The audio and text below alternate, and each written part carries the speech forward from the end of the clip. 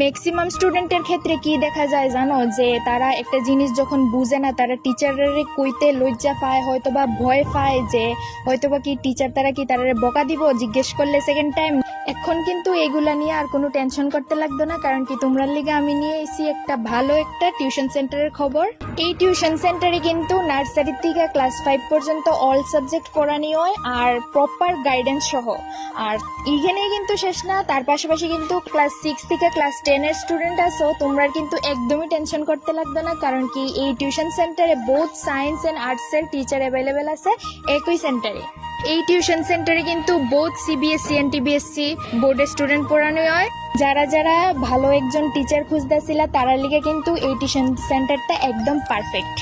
লোকেশনটা হইছে আমরার Ambassa Dolubari near circuit house.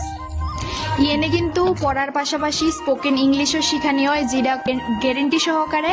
আর এই টিউশন সেন্টারে কিন্তু এক্সপ্লেনেশন হয় বোথ ইংলিশ এন্ড বেঙ্গলি, যেটার লিগে তোমরা কোনো টেনশনই করতে হইতো না।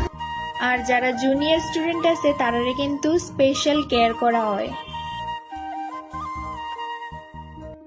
আর যারা যারা এই টিউশন সেন্টারে এডমিশন হইতে চাও, তোমরা এই স্ক্রিনে দেওয়া কন্ট্যাক্ট নাম্বারে কল করে এডমিশন লয়ে নাও ঝটপট। আর যারা যারা আমবাসার থেকে আমার ভিডিওটা দেখতেছো, ডলুবাড়ির থেকে আমার ভিডিওটা দেখতেছো, তোমরা কিন্তু বেশি বেশি করে শেয়ার করে দাও যাতে সবাই জানতে পারে।